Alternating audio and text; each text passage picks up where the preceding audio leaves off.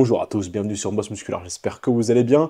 Et bien que ce soit un petit peu tardif, je vous souhaite d'abord une bonne année, voilà, une bonne année 2025. Et à tous les compétiteurs, athlètes qui regardent ces vidéos, je vous souhaite aussi une très bonne saison 2025. J'espère que vous gagnerez vos procards, hein, pour ceux qui cherchent à avoir une procard, et pour ceux qui sont déjà pros, ah bah alors une qualification Olympia. Et pour ceux qui sont en off-season, eh bien un très bon off-season. Enfin bref, commençons directement cette vidéo avec Mike Summerfield, qui est énorme à 6 semaines de l'Arnold Classic. Mike qui est clairement le favori, hein, pour cette compétition. Il vient de faire deuxième à Olympia, donc clairement il est au top du top pour simplement gagner ce titre et ensuite partir, j'imagine, dans un off-season tout le reste de l'année et ensuite enchaîner sur l'Olympia. Je trouve que au niveau de son physique actuellement, il est magnifique. C'est un des athlètes classiques qui en off-season, enfin en tout cas en prépa ou hors saison, monte le plus haut au niveau de son poids. Il a presque l'air d'être un bodybuilder open, hein, quand tu le regardes en off-season, bien qu'il soit quand même très très sec et hyper massif. Et on se demande même d'ailleurs comment il fait pour arriver à faire le poids en classique. Je me pose quand même la question de comment il va arriver encore à descendre justement aussi bas. D'autant plus que du coup, ça lui fait pas non plus une très très grande marge pour faire des améliorations physiques, en l'occurrence le plus, je dirais, sur ses épaules et sur le haut de ses trapèzes, qui pour moi sont vraiment les deux parties de son physique qui vraiment ont un manque, hein. Surtout quand tu regardes de profil sur le side chest, on voit vraiment que le bas du corps, il n'y a rien à dire. Au niveau des pecs, il y a vraiment une belle largeur et les bras sont très très bien, mais directement, quand tu regardes la partie épaule trapèze, tu vois quand même qu'il y a quelques manquements. Et ben voilà, avec la limite de poids qu'il a, étant donné qu'il n'était pas non plus hyper grand, je pense que ça va être très difficile pour lui d'arriver à venir avec un physique meilleur qu'à Olympia. Je pense qu'il y a deux choses qui peuvent vraiment améliorer. Peut-être c'est la condition qui était quand même pourtant très très bonne, bien que voilà, on peut toujours améliorer sa condition, hein. Personne n'est hyper écorché sur scène, en tout cas très très peu d'athlètes le sont. Donc je pense qu'il peut toujours pousser très très légèrement sa condition, mais au niveau de son physique en général, je pense pas qu'il puisse vraiment améliorer grand-chose, bien qu'on verra, hein, peut-être qu'au FIBO, on arrivera à voir cette année aussi une interview, comme on avait réussi à voir l'année dernière, et je lui demanderai justement un petit peu voilà, quels sont les points qu'il va essayer d'améliorer pour cet Olympia. Ensuite, on a aussi Florian Poisson, qui est magnifique à 136 kg. Je trouve que ses bras et son dos ont vraiment très bien évolué. Ici, on peut voir sur une photo de comparaison entre l'année passée et cette année à la même période, hein, quand il était en train de se préparer pour du classique et maintenant pour de l'open. Et on voit vraiment que voilà, déjà, il y a plus de 20 kilos en plus. Je trouve aussi que l'équilibre justement entre le bas du corps et le haut du corps est conservé, hein. Bien qu'il ait un énorme point fort jambes, on voit quand même que le haut arrive à suivre et qu'il n'est pas trop en retard justement sur le bas du corps. Son dos est vraiment très très bien épais, les trapèzes sont monstrueusement big, hein. Ils sont vraiment vraiment durs et épais, tu peux le voir. Ses grands ronds sont aussi extrêmement bien développés, ce qui donne beaucoup de largeur sur le haut du dos. Ça manque un petit peu de grand dorsal, maintenant voilà, il a aussi une insertion qui rend, j'ai l'impression aussi, très fort vers l'intérieur, donc il n'aura jamais des grands dorsaux, par exemple, qui sortent vraiment de manière très arrondie, un peu à la Derek ou à la Ronnie Coleman, par exemple, hein, qui ont des dorsaux, eux, vraiment très très ronds, mais des dorsaux qui rendent plus, donc voilà, on n'aura jamais le même look, mais je trouve quand même que, bien que ce soit quelque chose qui était plus en retard sur le physique de Florian, il a quand même réussi à plutôt bien rattraper les choses et à aussi bien équilibrer ça. Et il a d'autres choses aussi dans son arsenal, hein, simplement aussi voilà, un vacuum qui est très très beau, qui passe très très bien dans son physique, des jambes magnifiques, hein, probablement les meilleures jambes qu'on puisse espérer avoir en open. Donc voilà, beaucoup d'espoirs sont passés sur Florian, qui normalement, si je ne me trompe pas, a toujours comme plan de faire le Portugal Pro dans 20 semaines, je pense, quelque chose comme ça. Ensuite aussi, on a Jack Eagles. Alors pour ceux qui se rappellent, qui étaient là au tout début de la chaîne, on avait déjà parlé de Jack Eagles durant la première saison de bodybuilding qu'on avait couvert ensemble. Il avait réussi à gagner sa carte pro en Espagne. Et ici, on est, après un an de off-season, à 10 semaines de ses vrais débuts pro qui seront donc à Détroit. Et je trouve qu'il a vraiment une des plus belles lignes en classique, un physique vraiment très prometteur, surtout qu'il a un âge quand même très très jeune, donc il a encore énormément de temps pour s'améliorer, pour gagner en maturité, et simplement pour améliorer son physique. Mais voilà, on peut vraiment voir ce physique qui est quand même assez exemplaire, hein. Il a réussi à très rapidement gagner une carte pro, et maintenant, il se prépare pour un pro show. Alors, on verra un peu ce que ça donnera donc, à ces compétitions à Détroit. Je ne sais pas s'il arrivera à se qualifier pour Olympia cette année, ce serait génial. Maintenant, voilà, quand c'est ta toute première saison, que tu es très jeune comme ça, c'est un peu plus rare que ça arrive, bien qu'en classique, c'est toujours possible. On a aussi Sean Clarida, en ce moment, qui est à 6 semaines de la classique. C'est la deuxième fois qu'il le fait en Open, et c'est aussi son second Pro Show de la saison, étant donné qu'il avait aussi fait Prague en Open. Donc voilà, je trouve que ça c'est assez cool que Show Clarida fasse de plus en plus de shows dans la catégorie Open, étant donné qu'il a quand même un physique qui est très impressionnant, il a une condition qui est irréprochable, il a un physique très très rond, donc il a quand même à battre beaucoup de bodybuilders qui sont bien plus grands et bien plus lourds que lui. Donc voilà, c'est juste très très cool de le voir sur scène à côté des gros mecs en Open. Je pense qu'il peut potentiellement gagner, enfin faire un top 3 pardon, à l'Arnold. Il faut pas oublier qu'il y aura quand même Derek Lundford. Donc je pense que la troisième place, ce sera quelque chose qui sera plutôt réservé à Sean Clarida, Andrew Jack ou peut-être aussi Braden Curry, hein, l'ancien Mister Olympia et qui a aussi déjà été champion dans la classique. Donc voilà, pour moi, c'est vraiment les favoris pour ce top 3.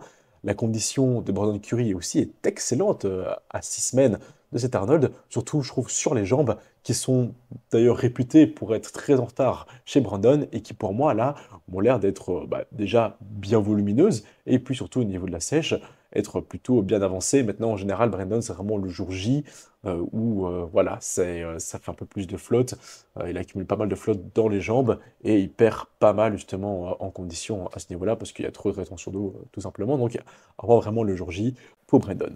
Il ne faut pas aussi d'ailleurs oublier Carlos Thomas Jr., qui est aussi monstrueux. C'est un mass monster très très esthétique avec une taille hyper fine et qui est déjà aussi bien sec pour l'anneau classique. Bien que sa priorité, je pense, est plutôt le D3 Pro, qui est vraiment son objectif pour la qualification Olympia. Je pense qu'il le sait, hein. C'est pas d'ici demain qu'il va arriver, battre Samson Dauda et gagner une qualification Olympia. Donc voilà, je pense que faire un show justement derrière comme le D3 Pro, c'est une très très bonne idée et il y a de très grandes chances pour qu'il le gagne. Il y verra aussi Good Vito, qui a très très bien séché et qui est aussi donc en prépa pour le D3 Pro. Je trouve ces deux bodybuilders qui sont très similaires, avec les mêmes atouts, les mêmes faiblesses de dos. Ils ont tous les deux une taille hyper fine, hein, surtout Vito d'ailleurs, hein, qui a vraiment une taille qui rentre vraiment bien vers l'intérieur. Ils ont tous les deux un vacuum. Vito avait un vacuum très très profond à l'époque. J'espère qu'on le reverra cette année, bien que quand on regarde ici déjà l'évolution et l'avancement de sa selle, j'ai l'impression que la taille se réaffine et que le vacuum est en train de revenir. Alors c'est pas un truc qui est vraiment obligatoire en open, hein. On n'est pas comme sur du classique où je pense que si tu fais pas un vacuum au classique physique, c'est quasiment possible que tu fasses même un top 5 à Olympia. En Open, je pense pas que ce soit aussi important, mais bon, quand même, quand tu regardes le top 3 Olympia, ils font tous un vacuum. Et quand tu regardes la plupart des gars qui sont vraiment dans le top du bodybuilding Open, la grande majorité d'entre eux, aujourd'hui, justement, s'efforcent aussi à le faire. Donc, même si je pense pas que ce soit quelque chose d'obligatoire, que ce soit pas aussi pesant et important qu'en classique, j'ai quand même l'impression que ça devient de plus en plus important et que ça devient quand même quelque chose qui pèse de plus en plus dans la balance. En tout cas, pour le regard du public, est-ce que c'est le cas pour les juges? Je ne sais pas, mais ce sera intéressant de savoir si c'est le cas. Alors maintenant aussi, quelques petites flash news. On a Derek Lundford qui a donc décidé de commencer à travailler avec Aceto et Regan Grimes qui est passé avec Boss of Outlaw, c'est-à-dire hein, Stéphane. Derek, il a d'ailleurs plusieurs objectifs cette année. En plus de faire dans le classique, il compte, je pense, aussi faire Pittsburgh Pro où on pourra le voir contre Nick Walker et Martin Fitzwater. Donc on a aussi très hâte de voir ça. Ensuite, une news très importante, c'est le retour de Big Ramy en 2025. Et oui, l'année passée, il y avait pas mal de rumeurs sur le retour de Big Ramy ou pas. Est-ce qu'il allait enfin revenir sur la scène de Olympia pour essayer de rechoper un titre une dernière fois? Finalement, il s'était un petit peu rien passé. Quelques semaines d'Olympia, on avait vu qu'il avait quand même pas mal perdu en masse, hein, donc voilà, on a tous assumé qu'il ne ferait pas Olympia, c'était le cas.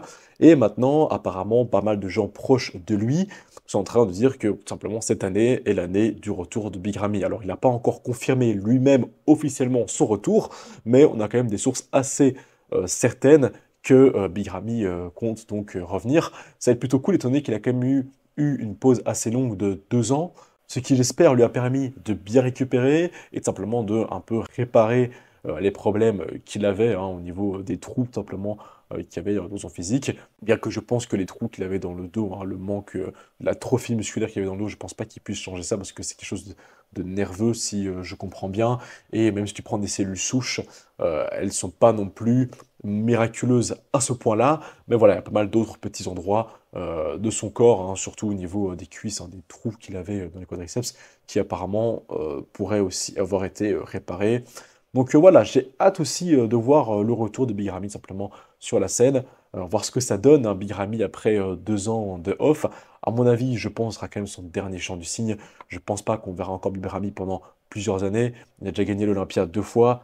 Pour moi, honnêtement, vu ce qu'on a vu l'année passée et ce qu'on avait vu la dernière fois que Biberami a concouru, je ne pense pas qu'il va regagner Olympia. Je pense qu'il pourra peut-être bien se placer hein, si son physique est bien meilleur que celui qu'on avait vu quand il avait concouru pour la dernière fois. Maintenant, de là à se dire qu'il pourra craquer le top 3 ou gagner Olympia, je ne pense pas. Mais on ne sait pas, hein. On est sûr de rien, on va pas parler trop vite non plus. On verra bien ça le jour J.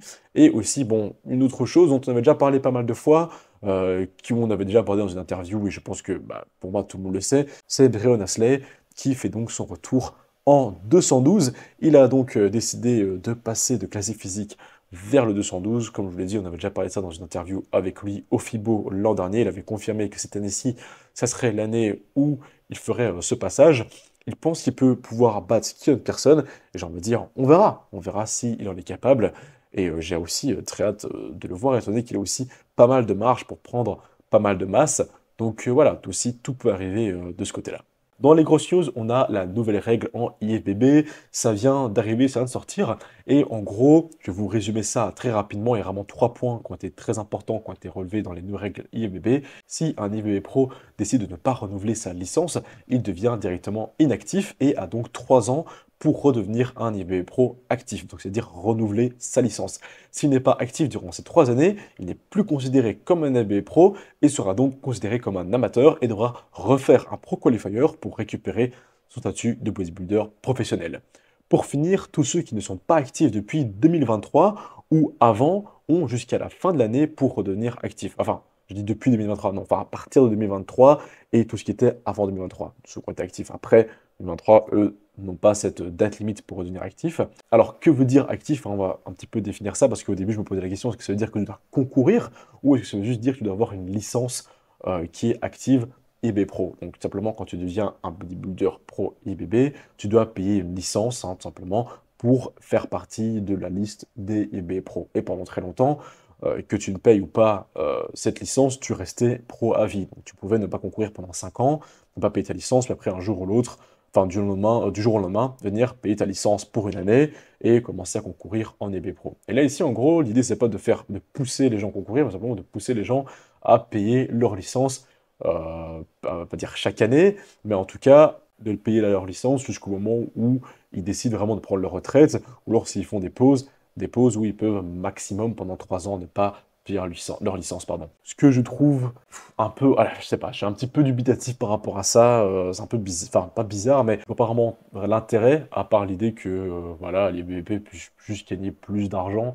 en poussant des gars qui n'ont pas été actifs ou pas payé leur licence pendant quelques temps à simplement ben, soit repayer leur licence même s'ils vont pas concourir, ou tout simplement à refaire tout le trajet, hein. Donc je sais pas si tu dois faire régional ou pas, mais en tout cas faire une NPC amateur pro qualifier pour après gagner ta carte pro. Donc dans tous les cas, là, tu repayes encore pour faire des compètes, pour gagner tes cartes pro, puis tu repayes ta licence. Enfin, voilà, c'est aussi une façon un peu facile, entre guillemets, de gagner de l'argent pour l'IFBB.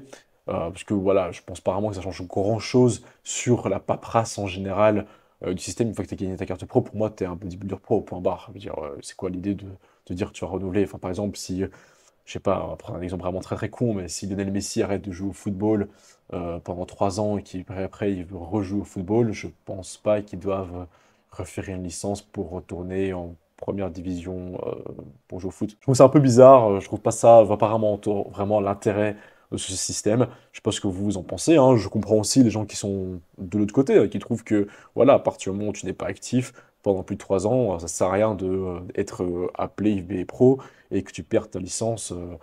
C'est normal pour éviter qu'on ait justement aussi trop d'athlètes qui ont une carte pro et qui ne font rien, parce que ça arrive aussi beaucoup, hein, des gars qui gagnent leur carte pro et après ne font plus rien pendant très longtemps, car le statut d'IFBB Pro, bien qu'ils n'en font rien. Maintenant, voilà, par exemple, quelqu'un qui a une très longue carrière de professionnel, une carrière par exemple 15-20 ans, et qui après bah, décide d'arrêter, est-ce qu'il peut toujours s'appeler lui-même IFBB Pro du coup? Parce que du coup, il est plus actif, il arrête. Donc il est plus IFBB Pro, c'est ça que ça veut dire? Enfin, je sais pas. Pour moi, ça pose pas mal de petites questions, et pour moi, c'est plus du détail qu'autre chose. Et c'est un détail qui peut voilà, juste rapporter de l'argent. Enfin bref, et pour finir, on a Samson Dauda qui simplement nous refait aussi quelques physiques updates, qui lui aussi donc est à 6 semaines derrière le classique, qui est non seulement énorme, mais surtout de plus en plus sec. Il est le Mister Olympia en titre, et il fera face à un Derek Lunsford qui lui aussi a faim, et je trouve qu'on a vraiment un début de saison de folie, où on a le meilleur début de saison qu'on aurait pu espérer. Enfin, ça aurait été encore mieux s'il y avait Rally Chopin qui faisait aussi Arnold, mais bon, on va pas non plus demander la lune. On peut pas faire plus de hype que ça. Donc voilà, comme à Olympia, j'espère qu'il sera conditionné, et je pense que s'il vient encore plus conditionné qu'à Olympia, bah, ça sera dans la poche, et il gagnera le titre, alors je vais pas non plus dire aisément, mais bon, voilà, il pourra quand même, je pense, assez facilement choper ce deuxième titre d'un classique. Il a quand même une pose de côté aussi qui est assez incroyable. On peut voir vraiment la définition sur le côté de sa jambe, sur les ischios. Enfin voilà, franchement, je trouve que la condition actuelle de Samson est très prometteuse. J'espère qu'on va pouvoir enfin le voir vraiment très très sec et vraiment écorché. Comme je l'ai déjà dit plusieurs fois, quand tu le vois en vrai, en photo et en vidéo, ça n'a rien à voir, hein. Il a quand même une condition bien meilleure en réel. Étant donné qu'il a la peau très noire, je trouve que sur les photos et les vidéos, il y a énormément de contraste et ça noircit beaucoup l'image, et ça fait perdre aussi un peu en condition quand c'est trop sombre. Voilà, j'espère vraiment qu'on verra un tout nouveau Samson, encore un 2.0, bien qu'il n'y a pas eu non plus énormément de temps entre le Mister Olympia et le classique. Même s'il s'est mis au travail très rapidement, il a commencé aussi à se préparer très tôt, je pense qu'on verra quand même un Samson meilleur qu'à Olympia. Je vous le garantis pas, mais ça sent le improvement. Enfin bref, c'est tout pour cette vidéo, j'espère que vous aura plu. On se revoit très bientôt sur la chaîne. C'était Karim de Muscular, à bientôt. Ciao.